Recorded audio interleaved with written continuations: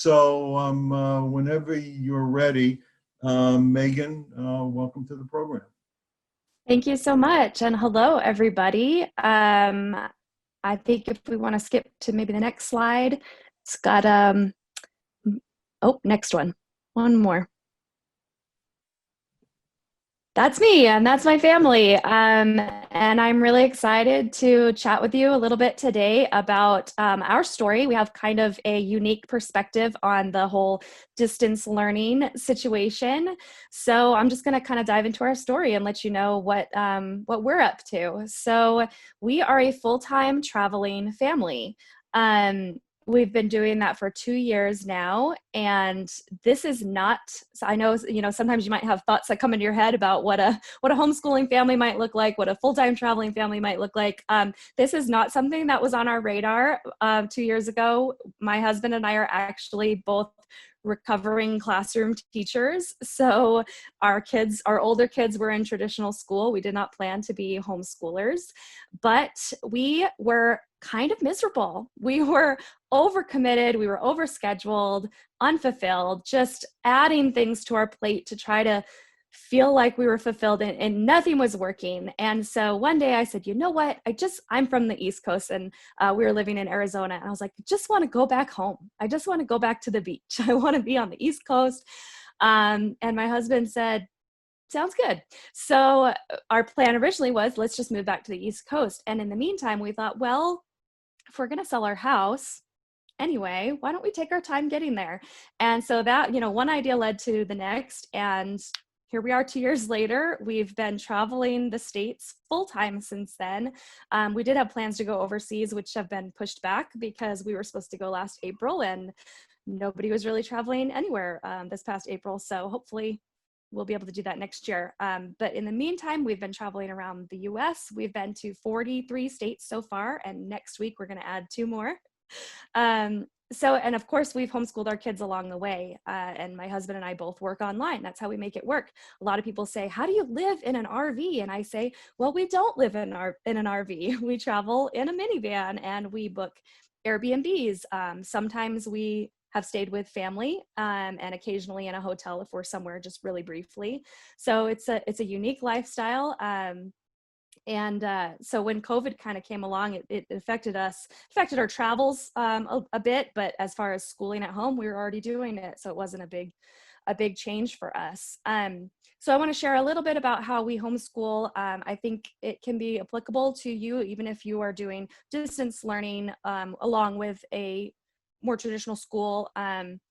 So as we've gone out along the past 2 years, we've kind of developed our own system of homeschooling, pulling together resources from a lot of different places, online, workbooks, free resources, paid resources, and we just kind of figured out what works for us. We pulled together everything that we think gives us the best bang for our buck. And in our case, takes up the least amount of space because, again, we're traveling in a minivan. So let's go to the next slide. And I want to introduce you to Harrison. We also call him Harry. He's my third child, and he was 5 when we started out. So in this picture, he looks so young to me because he's 7 now. But when the summer we were deciding whether or not we were going to take this big trip, he was headed for kindergarten. And it was really difficult to say, are we going to pull him out of school? Is he going to miss? And I know that's probably hitting home to a lot of you right now. You're missing out on experiences. Maybe that's kindergarten, maybe that's high school graduation, whatever it is, it's difficult. It's difficult for you as a parent. I think more so when they're in kindergarten. I think it's more the parents that feel they're missing out than maybe the actual child. But we were deciding at the last minute. He was signed up for kindergarten. He had a teacher. And the night of when he was supposed to go meet his teacher, we were like, no, we're going to travel. We're going to do this. So let's not take him and confuse him. So, and I cried all night. Like it was so difficult to think about. There was this little desk somewhere that said Harrison and, the kindergarten graduation ceremony that he wasn't going to get to have. So I'm going to stop that story there. We're going to come back to it at the end. But I'll give you a spoiler. It does have a happy ending. We'll come back to him. So on the next slide, From everything that we've learned over the past few years, I've actually developed an online course called Homeschool Made Simple. And in it, I've broken down kind of the system into 7 really simple steps to go from, I have no idea what is homeschooling, how do I get started, to I'm a successful homeschooler. Just to kind of simplify it for today, there's 3 main parts of that. And the first one is just the prep work, like legal requirements and the standards and what do I teach for each grade level. And then the second part is planning your resources. How am I going to teach? What's out there online for me to use? What can I order off Amazon? A lot of people ask us, how do you get your mail? And we have it sent to family, but also Amazon lockers are an awesome way to go. You can order just about anything, and as long as you're not in a super rural area, you can get to it. So that's step 2. And then step 3 is basically day to day. You know, what are we going to do? How do I teach kids that are in different grade levels? And how do we structure our time? How do I keep everybody on task? So I'm going to focus a little bit on that third step and just give you an insight into something that's worked really well for us. So on the next slide, you're going to see, this is a more traditional time-based schedule that a student might see if they're going into a regular traditional school. And this makes sense because you know, the teachers are coordinating with the lunchroom schedule, and they're coordinating with the music teacher, and they have 30 students, you know? So it makes sense. We have to be on this kind of time schedule. Well, when you're at home, we learned that doesn't work. That's not necessarily the best way to go about things. And, you know, depending on your situation, you may actually have some time-based things right now where the students have to be online. And that's okay. You might also have some time on your hands where you're able to structure the learning. So let's look at the next slide and I'll show you kind of what we came up with. And that is the idea of basically a task-based system. We call this our school tracker, and it's in Google Sheets, so within Google Drive, so that our kids can access them. My husband and I can both access them. And this is a constantly evolving document. And you can see this one was for Vanessa. She's our 9-year-old. And we have a different one for each student, although there's some overlap as well. They all start their day writing in a journal. And basically, like I said, it's just a list of the tasks that they need to go through each day. And this can change, and this has changed over time. It's also an easy way for them to go in, and each column is a day and they record what they've done. It's an easy way to link to resources. And again, we can come in and see exactly what they've worked on. So this one example right here for Vanessa was from March of this year. And she started her day writing in a journal. She did some times table practice that links out to a website where she could practice her times tables. She would do a math lesson, on to science, and so on. And you can see we have some kind of unique things that we've added in, like typing practice. Certainly something that in this day and age is going to benefit even the young ones. She had a recorder, so she was practicing music. And under number 9 there, you see Grandma Isla questions. At that time, we were living with my mother-in-law, and each kid would go in each day and ask her 2 or 3 questions about her life. And they learned lots of really cool things about their grandma. So if we want to go ahead to the next slide, I'll just show you a slightly different version, which was actually from last year. This was Carter's. He just turned 12, but he was 10 or 11 at this time. So again, he would start with his journal. He would do math, science. They were learning French because we still hopefully will make it to France eventually. And hope maybe by then they'll be fluent. Who knows? We'll see. We have been traveling with his trombone because he was playing in the school band before we left. And so he's been able to keep up with that. And, you know, eventually we do actually plan to settle down and probably put our kids back in traditional school, but we'll just, you know, play it by ear and see how that goes. It's funny because when you have your kids at home and we thought originally our older kids that were already in school were in accelerated classes. So we thought, well, worst case scenario, we travel for a year, they learn nothing, they're not behind because they were ahead. But we really underestimated when you're one-on-one with a student, or in this case, 1-on-4, you can just move so quickly. And I think Maureen was pointing that out too, that, you know, we don't need 6 hours of school a day, especially at the younger levels. But when you have that one-on-one personal attention, you can just, I mean, my son who was in 6th grade was doing high school chemistry. And my husband said, don't tell him it's high school. He's not going to want to do it. So it's just been really, really great in that sense. Another really cool thing about the tracker is if they have an area that you're like, ooh, they really need some extra practice on this, you just change up the tracker and you add it in there. My oldest has atrocious handwriting, and I can identify because mine is probably worse. But we wanted him to practice that, so we added it to his tracker, and he practiced handwriting every day. You can see we have some fun things on there like chess, and writing an email to someone, just to kind of get those life skills in there as well.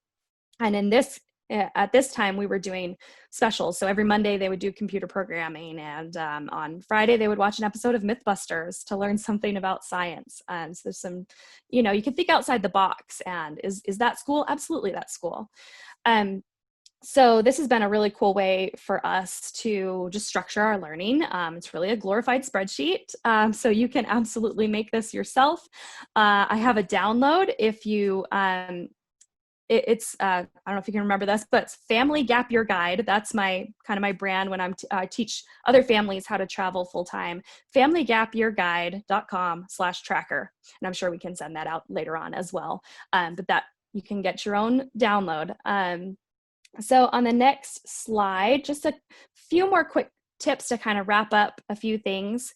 Like you saw in the tracker, if you front load your day with the most important things, it's okay if you don't get through everything on that list every day. So if they read and they write and they do some math, like those are what we would put at the top as maybe the most important things to get done, then every day is a success if you get through those things.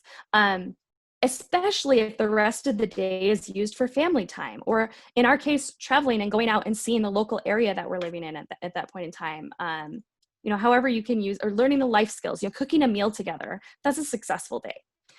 And then, like I just said, looking for opportunities to learn about your local culture and history, even if you don't travel, wherever you happen to be, there's lots of outdoor free activities that I feel like we're the worst at exploring our own neighborhood. So there's probably lots of things out there that you're not even aware of.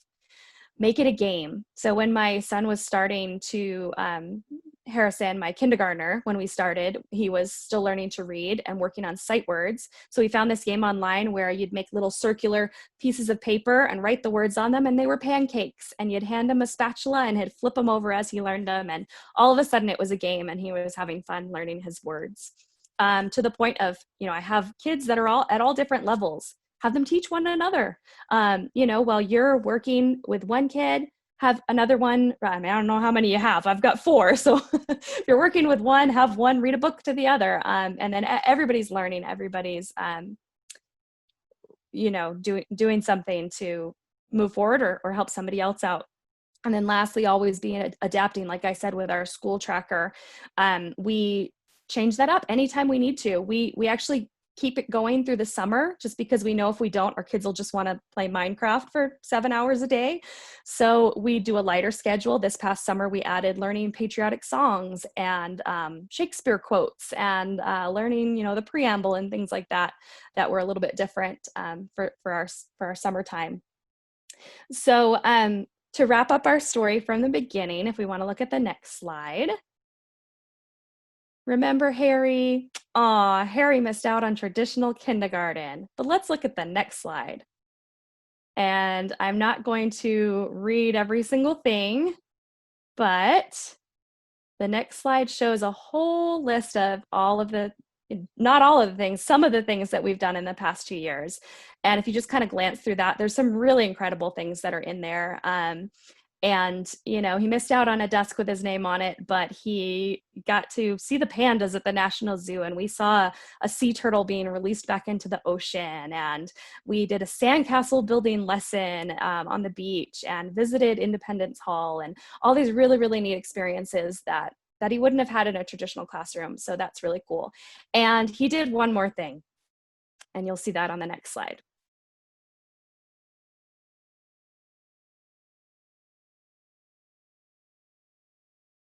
He graduated kindergarten. So even though we were sad that he was missing out on certain traditional things, there was so much more to be gained. And we got on Amazon, we ordered him a cap and gown, and darn it, we had our own little family celebration where we gave him a diploma, and he gave a little speech, and it was just adorable. So I think it's safe to say that he didn't miss out on anything. So yeah, just to wrap up, when it comes down to it, you know your child better than anybody else, so you can be their best teacher. So whether you're loving this time at home or struggling, just do your best to make the best of the situation, and hopefully what we've shared today has helped out. So thank you so much. Wow, thank you. This is like a really inspiring, amazing story. So there's a couple questions. Do you stay in touch with their teachers at school? That they're at where you were living, when the school that you were registered in? We don't. We officially pulled them out. We were in Arizona, and Arizona has certain requirements where basically you just have to file an affidavit to say, I'm going to homeschool, which we did. And because we didn't plan on going back to Arizona, we don't. Like I said, we want to move to the East Coast. We didn't feel like we needed to. So we just said, we'll homeschool for, originally it was just a year. Now we're moving into our third year. And eventually when we do settle down, we'll just sign them up probably with their local school district. Yeah. So I mean, you and your husband are teachers, so you're familiar with sort of traditional curricula and such. Are you structuring what you do with them related to sort of traditional regular school curriculum, or do you feel comfortable, it's more productive to sort of go off on ways that you feel are useful and educational for them? I think it's a real good mix of both. Certainly, we use online courses where, for example, someone might, Harrison would have jumped on early on and done kindergarten math. And now he's technically a second grader, and I think he's into fourth grade math. So we are following what traditionally would be taught from grade to grade. But like I said, we found out that they can move so quickly that my daughter, who's in fourth this year, has finished ninth grade an English language arts course online. And sometimes we actually have them go back just because they're so far ahead. We're like, go back to kindergarten. My daughter's in fourth. Go back and do all the kindergarten lessons. Maybe it's in math, just for that, to solidify it. To make sure you know all of these things, and it's fun for them because it's easy. And then they work back up to where they are. So yeah, there's a lot of traditional learning in there, and a lot of fun too. Yeah, that's fantastic. And let me just see other questions. So one question is, can you work out socializing with other kids, or do you do that in person? Do you do it virtually? How does that work? That's a great question. I can't say we've done a whole lot intentionally. There are four of them, so it's we're always a party. We joke sometimes the party's here because there's six of us. And like I said, sometimes we've stayed with family. So when we're in Arizona, we stay with my mother-in-law and her. We have cousins right next door, so they love seeing their cousins. And there have been certain Airbnbs where there was one in Florida we stayed at where the owners owned the house. It was a house on their property, so they were right there, and they had a couple of kids, and my goodness, our kids played with them every single day. They were like, are we done with school? Are we done with school? Because we want to go play with our friends. I happen to have kids that are just ridiculously outgoing, so if we take them to a playground, 30 seconds later, they've each attached themselves to a kid their age and they've made a friend. So we're lucky in that respect. But there's definitely ways that you can meet up with other parents. There's lots of Facebook groups out there of other families that are traveling that will do meetups. There's, museums and science centers that'll do homeschool days where you can, it's a special for homeschoolers and you can meet other homeschoolers there. So there's a few ideas. Yeah. Do you feel, as a question, do you feel that you can sort of see the direction, the academic interests, the thought processes, the interests in the world that your kids are likely to follow, given that you work with them so closely on learning? So my oldest, who just turned 12, wants to be a Disney Imagineer. Mhm. He's very interested in so like the intersection of engineering and computer science and video games and theme parks. And we're like, well, we can see a very direct career path for you. Um, so yeah, definitely my daughter's more artistic. She loves to dance and sing, and that's my, well, actually both of us are, we're performing arts teachers, so we can help out with that for sure. Yeah, I mean there's no question, if you're there working with your child day in and day out, you're definitely going to know them much better for Yeah. sure. Yeah, fantastic. Well, I set the bar high for our three panelists at the beginning of this hour, and I can say with certainty that they all comfortably cleared that bar. These people are experts, they're thoughtful, they gave us all practical, useful, constructive, relevant advice for this time. If does anyone want to unmute themselves and ask any other questions? The slides will be available. The links to their materials will be available. The pictures of Harry will be available. It's such a cute picture of Harry graduating. So anyone have anything they want to say? Otherwise, we can bring this program to a successful conclusion, thanks to our, terrific speakers. All right. I think, oops, wait a second. There's some other chat things. Uh,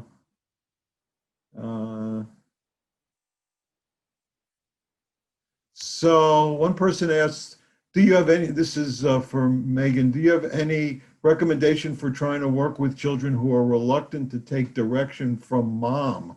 That is, mom as a teacher. It's a really good question. And actually, in our situation, my husband actually does most of the homeschooling because I have a 8 to 5 job. Yeah.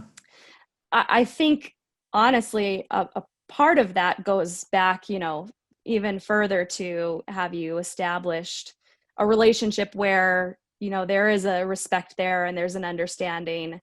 Um, but yeah, I mean that can be tricky. I think the more structured you can be from day to day, for example, we have a morning routine and they do the same. They know we get up, we shower, we have breakfast, we get started on school, and that's just non-negotiable every day. And so, we don't have to fight it every day. I guess maybe fight it early on, and then make sure those expectations are kind of lined up. And Mhm. the more consistent you can be from day to day, I think the less pushback you'll see. But Yeah, let me, everyone's different, and that's yeah, tricky. well, fantastic. Let me just ask Dr. Miller. I mean, in a sense, Megan and her family are applying your tools. They're setting goals, they're creating structure, they have accountability for what they're doing. Right, um, you know right. so they have a version of your approach. You think that's a fair way to characterize it? Yes, I do. And I wanted to piggyback off of what Megan just said in response to the question. So, most of my experiences in, again, like I said, that potential population is marginalized, underserved arenas. So I've worked with parents and still do now because our college is 100% virtual.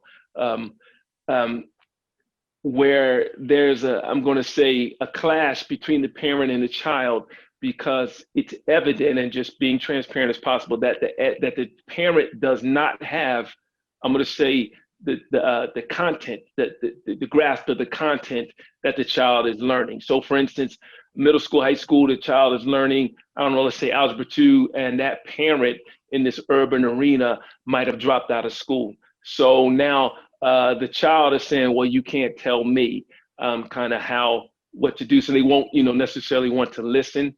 Um, So what we have suggested and have seen and saw is that the goal setting piece. There's a part of that where the parent and the child are talking, conversating. What Megan was saying, the relationship is built together, and that relationship has ownership on both sides. That's the beauty of the whole goal setting. It's not just the parent telling the child what's going to happen, or the child telling the parent. There's a discussion, and there's a contract, whether it's written or it's just understood, unspoken. That contract now puts them both in charge. They both own what is being measured, how it's being rewarded. And that's one of the suggestions that I always make with parents. Start there first, backtrack and have a conversation, and start to give up ownership and add ownership and work on something together. And I believe you'll see your child is a little more willing to comply and work towards the goal, because it's not just yours, it's theirs as well. Yeah, fantastic. And Megan posted in chat the link to familygapyearguide.com, which is fantastic. And and like I say, we will get back to everybody with slides, and we're available. Any of the participants, any of the attendees, have any further questions. So I want to thank everybody very, very much for participating.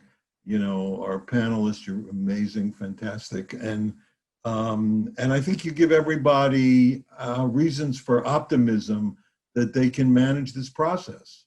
And people need that, not to descend into hopelessness about this. That's not going to get you anywhere. So you're great models for us and great advice. So thank you all, and thank you everyone who attended, and all of those who will attend as you visit the Lumos site to watch the program asynchronously. So with that, thank you all. I'm going to sign off. Thanks again, and be well, be healthy, stay safe. Take care, everyone.